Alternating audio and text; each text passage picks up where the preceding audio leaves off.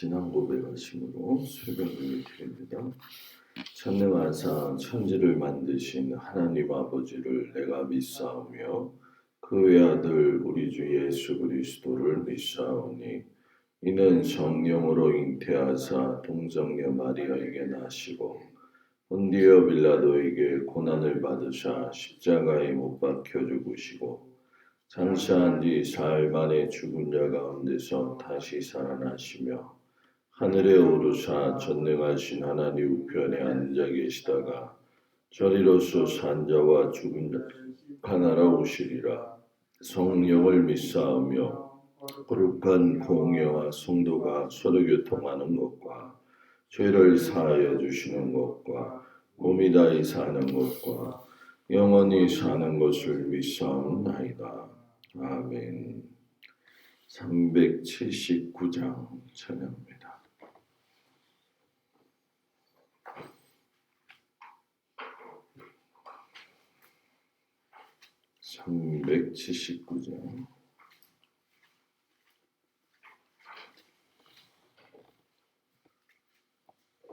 내 갈 길 멀고 밤은 깊은 데에 빛 되신 주 저 번향집을 향해 가는 길 비추소서.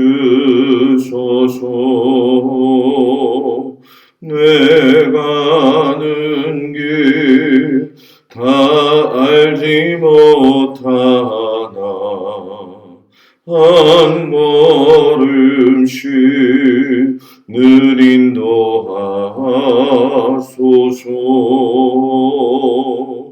이전에 방탕하게 지낼 때에 교만하여 맘대로 고집하던 이 죄이 사하소서. 내 지은 죄 다 기억 마시고 주 뜻대로 늘 주장하소서.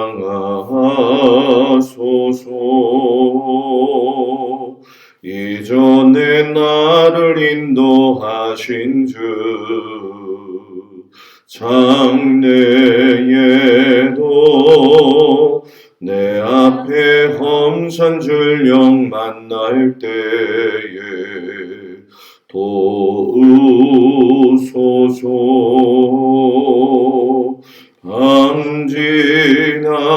방진하고 저 밝은 아침에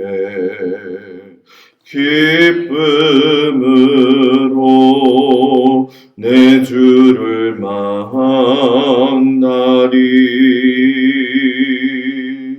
아멘.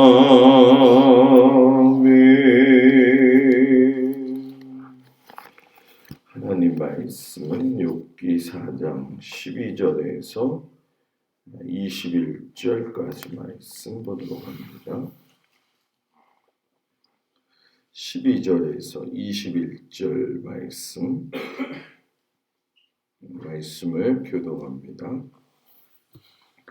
어떤 말씀이 내게 가만히 이르고 그 가느다란 소리가 내 귀에 들렸었나니 사람이 깊이 잠들 즈음 내가 그 밤에 본 환상으로 말미암아 생각이 멍들어올 때에 두려움과 떨림이 내게 이르러서 모든 뼈마디가 흔들렸느니라. 그때의 영이 내 앞으로 지나매 내 몸에 습격하였느니라. 그 영이 서 있는데 나는 그 형상을 알아보지는 못하여도 오직 한 형상이 내 눈앞에 있었느니라. 그때 내가 조용한 중에 한 목소리를 들으니 사람이 어찌 하나님보다 이롭겠느냐. 사람이 어찌 그 창조하신 이보다 깨끗하겠느냐. 하나님은 그의 종이라도 그대로 믿지 아니하시며 그의 천사라도 미련하다 하시나니 하나님은 헛집에 살며 집으로 노출을 삼고 아침과 저녁 사이에 부스러져 가루가 되며 영원히 사라지되 기억하는 자가 없으리라. 장막줄이 그들에게서 뽑히지 아니하겠느냐. 그들은 지혜가 없이 죽느니라. 아멘. 오늘도 주님 앞에 온 성도들을 축복합니다.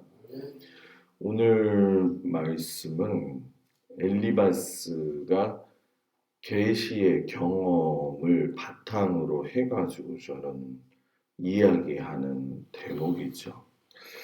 이 엘리바스가 욥이랑 제일 친한 그런 사람이었잖아요.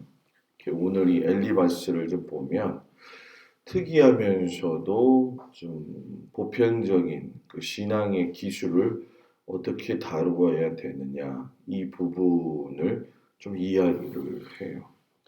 엘리바스가 전통에 근거한 경험적인 거를 하나 이야기를 하는데 이것이 하나님으로부터 직접 받은 계시냐 아니냐는 성경에 나와 있지 않아요. 단지 그 자기가 경험한 것을 계시라고 생각을 하고선 자신의 주장을 이렇게 펼치게 되어지죠. 엘리바스가 아마 깊은 잠에 빠진 것 같아요. 그런데 어떤 말씀이 조용히 임하고 그리고 가느다란 소리가 들렸다. 이렇게 이야기를 하죠. 그리고 어떤 영이 자기 앞을 지나가고 있는 걸 느꼈고 그것으로 인해서 털이 곤두서기까지 했다. 그러면서 더 구체적으로 이야기를 하죠. 그 영이 눈앞에 있었지만 형상이 무엇인지는 알 수 없었지만 조용한 중에 어떤 소리만 들릴 뿐이었다. 이렇게 시작을 했어요. 하나님의 모습은 보이지 않죠. 음성을 전달받은 엘리바스의 이 계시 경험은 실상은 성경 속의 엘리야나 또 모세가 하나님으로부터 계시를 받았을 때하고는 조금 양상이 다른 모습을 가지고 있어요. 왜 이 부분을 제가 말씀을 드리냐 하면은 내가 계시 받은 그 말씀이 어떤 경우에 하나님의 뜻을 올바르게 표현할 수 있느냐 이건 굉장히 중요한 거거든요. 왜냐하면 지금 엘리바스는 내가 이런 계시 받았는데 이거 계시 내용이 너한테 이렇더라 이렇게 얘기를 하는데 그건 자기 생각이라는 거예요. 주관적이라는 얘기죠. 그 어저께 충주에서 어떤 모 교회 권사님 한 분이 편지가 왔어요. 아마 전국 감리교회 목사님들한테 다 편지를 쓴 것 같더라고요.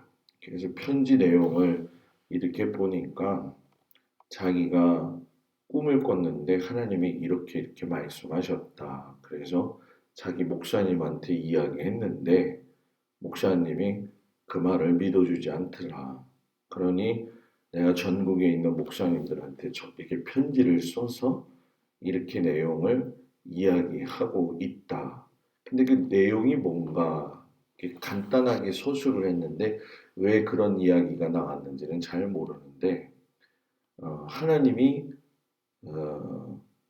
교회는 돈을 받지 말아야 된다. 이런 내용의 그런 내용들이었어요. 제가 그걸 보면서 어떤 거하고 연결이 되어지냐면 개교회마다 신천지에서 각 지역별로 나누어져 가지고 각 지파를 세워 가지고 집중 공략을 해요. 그래서 그 지파에서 교회마다 정기적으로 편지를 쓰거든요. 그래서 마태 지파, 요한 지파 해가지고 이름이 오는데 똑같은 거예요. 제가 그걸 보면서 안타까웠던 것 중에 한 가지가 저도 나름대로의 신앙생활을 하면서 하나님과의 교제 가운데 있는 그런 계시나 이런 것들을 경험해 보았지만은 제일 어려운 것 중에 한 가지, 그리고 제일 조심스러운 것 중에 한 가지가 뭐냐면 계시를 주관적으로 받아들일 수는 있지만 객관화시킬 때에는 굉장한 조심스러움이 있다는 거죠. 왜냐하면 객관화시킨다라는 거는 공개시킨다는 얘기거든요. 그러니까 그분의 모습도 그렇고 또 오늘 엘리바스의 모습도 그렇고 보면서 느끼는 것 중에 한 가지는 객관화시킴으로 인해 가지고 하나님의 뜻을 먼저 구해서 씨름하는 모습은 없고 내가 이랬으니까 이랬다 이래라 이건 굉장히 무책임하다는 거예요. 너무 무책임하게 지금 이 요백이 막 쏟아내고 있는 거죠. 그러니 사람이 그런 이야기를 들으면 더 위축되잖아요. 그죠?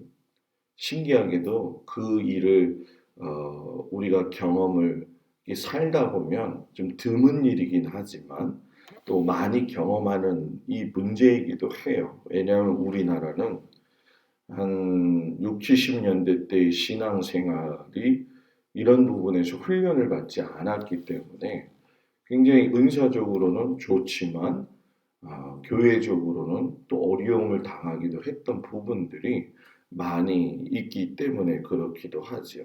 그러면서 이제 엘리바스가 이야기하는 내용을 통해서 우리가 해석을 잘 해야 되는데 그것이 무엇이냐면은 엘리바스가 내가 핵심의 계시의 내용이 뭔가 봤더니 사람이 어찌 하나님보다 의롭겠느냐. 그리고 사람이 어찌 그 창조하신 이보다 깨끗하겠느냐. 이 계시거든요.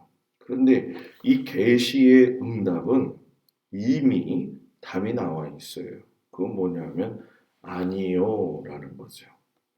사람은 하나님 앞에 그 존재를 내세우기가 어려운 점이 오늘 말씀하고도 연결이 되어지만은 하나님은 천사에게서도 부족함을 찾으시는 분이라는 거죠. 인간이 아침과 저녁 사이에도 사라져가는 가루가 되는 연약한 존재일 뿐이라는 거죠. 어저께 아침에 갑자기 연락을 받았어요. 그래서 어저께 말도 제가 미처 못하고 그 자월 삼립교회 그 목사님 아버님이 어제 소천을 하셨어요. 그래서 그 장로님도 제가 개인적으로 알기도 하기 때문에 이렇게 가서 조문을 좀 하고 왔는데 사진이 다른 데하고는 좀 영정 사진이 다르더라고요. 그게 보니까 이게 다 근엄하게 있잖아요. 그런데 약간의 옆모습을 통해 가지고 얼굴이 활짝 웃은 꿈을 이렇게 얼굴을 이렇게 영정 사진으로 해놨더라고요. 그래서 그분의 일평생의 삶을 제가 좀 잘 알기 때문에 여러 가지 생각이 교차되더라고요. 그러면서 오늘 이 말씀이 깨달아지는 거죠. 야, 사람은 이 아침과 저녁 사이에도 가루가 되는 존재구나 진짜. 그죠? 아침에 봤는데도 순식간에 변할 수 있는 게 삶의 모습이라는 거죠. 그러니까 참 이 모습을 보면서 욥이 자기 자신의 의로움을 주장할 수 없는 것은 너 욥이 너 죄인이다 이게 아니라는 거예요. 욥이 너 죄인이다 이게 아니라 너도 연약한 인간이라는 거죠. 우리가 살면서 한 사람으로 태어나 가지고 하나님의 그 존재를 알게 되어진다는 건 무한한 이 속력을 내는 인생 가운데에 브레이크를 걸어주신 거예요. 하나님이라는 것을 알게 되는 것을. 우리는 하나님을 알게 되는 것이 그 브레이크가 있어야지만이 인생을 뒤돌아보죠. 아, 내가 이런 존재구나. 우리의 인생이 너무나 소중하고 존귀하기 때문에 막 살면 안 되잖아요. 그죠? 굉장히 고달픈 인생을 살아가는 것 같지만 이 속에는 하나님이 하나님보다 못하게 만드셨지만 하나님과 거의 비슷하게 만들어 놓은 게 또 사람이라고 성경은 이야기하고 있단 말이에요. 그러니까 오늘 이 엘리바스의 주장을 통해 가지고 자기의 어떤 경험적 계시는 굉장히 중요한 것을 알 수가 있지만 이 계시의 경험도 상황에 맞게 적용하지 못할 경우에는 유익이 없구나 하는 것을 보게 되어지죠. 어제도 어느 사람하고 잠깐 만나서 상담의 이야기를 좀 나누었지만은 그럴 때 제가 경험하는 게 물론 이야기를 하지 않아요. 왜냐하면 이야기를 하다 보면 그것이 위로한다고 한 것이 주장이 될 수가 있더라고요. 그래서 그 주장이 오히려 사람을 버겁게 할 수 있다는 것을 제가 어느샌가 목회하면서 깨달은 적이 있어요. 그래서 그냥 목회자는 그럴 때 옆에서 들어주고 든든히 그냥 서 있고 같이 힘들어 해주고 같이 기뻐해 주고 이게 좋은 것 같다. 이런 생각을 가진 적이 있어요. 여러분과 저는 의로우신 하나님 앞에 세워진 하나님의 자녀죠. 연약하고 이 힘든 인생길에서 주님으로 인해 가지고 값지고 아름다운 삶을 살아가는 곳인 것만큼 우리가 하나님의 뜻을 구할 때에는 논리적인 어떤 증명도 중요하겠고 과학적인 원리도 중요하겠지만 하나님의 선하심이 늘 우리의 삶을 이 자체로 입증하고 계시다라고 하는 걸 깨닫는 거 굉장히 지혜롭고 굉장히 선한 모습으로 하나님의 인도함을 받아야 된다는 거 이걸 한번 우리가 오늘 하루 종일 묵상하면서 내가 흙으로 지음받은 인간이기 때문에 연약한 그 모습 속에서 어떤 때는 하나님 앞에 막 불평을 쏟아낼 수 있잖아요. 하나님한테 원망할 수 있잖아요. 그런데 여러분 그걸 다 완벽하게 해결하려고 하지 말라는 거예요. 왜냐하면 원망하고 부르짖는 것이 하나님 앞에는 또 귀한 신앙의 모습이 되어진다라는 거죠. 욥이 지금 막 힘들어하고 물론 그걸 바라보는 엘리바스의 입장에선 경험적 계시를 통해서 이야기하고 싶었지만 그 욥의 탄식과 아픔 속에는 하나님과의 독대라고 하는 엄청난 또 하나님의 그 계획과 인도하심이 있고 그것이 신앙의 모습으로 또 발전되어진다는 걸 한번 생각해 보면서 연약한 우리를 도우시는 그 아버지 하나님을 기억하면서 우리의 모든 것을 그 주님과 함께 더불어 같이 기도하고 의뢰하고 신뢰하고 나아갈 수 있는 우리의 믿음 생활이 되기를 주의 이름으로 축복을 드립니다. 기도합니다. 연약한 인간이기 때문에 의로우신 하나님 앞에 도저히 나아갈 수 없음에도 불구하고 십자가의 구속의 은혜를 내어주셔서 완전한 길을 열어주심을 감사드립니다. 허무한 인생이 주님으로 인해 값지고 아름답게 변화된 삶을 살아가고 있는데 역시 여전히 우리는 부족함의 모습을 가지고 있습니다. 겸손한 마음과 교만한 마음을 내버리고 당당히 주님의 자녀로 하나님을 바라보며 살 수 있는 은혜를 주시옵소서. 삶의 탄식과 아픔이 쏟아지는 우리들의 삶, 참으로 어렵고 힘들지만 서로에게 위로가 되어지고 용기가 되어지고 또 하나님을 권면하고 사랑하고 그래서 이 어려운 시대를 잘 이겨갈 수 있는 우리 모두가 되어지도록 하나님이 함께하여 주시옵소서. 아멘. 오늘 하루의 삶도 주님 앞에 올려드리오니 고난 인생길 주님 동행하여 주셔서 성도들의 삶의 현장에 주님 강같이 흐르는 은혜가 넘치게 하여 주시옵소서. 일터와 직장과 집과 우리 사랑하는 자녀들 하나님 앞에 올려드리오니 주여 동행하시고 오늘 하루도 하나님과 더불어 살아가는 귀한 날 되게 하여 주옵소서. 예수님 이름으로 기도드렸습니다. 아멘. 하늘에 계신 우리 아버지여 이름이 거룩히 여김을 받으시오며 나라의 마옵시며 뜻이 하늘에서 이루어진 것 같이 땅에서도 이루어지이다. 오늘날 우리에게 일용할 양식을 주옵시고 우리가 우리에게 죄 지은 자를 사하여 준 것 같이 우리 죄를 사하여 주옵시고 우리를 시험에 들지 말게 하옵시며 다만 악에서 구하옵소서. 나라와 권세와 영광이 아버지께 영원히 있사옵나이다. 아멘.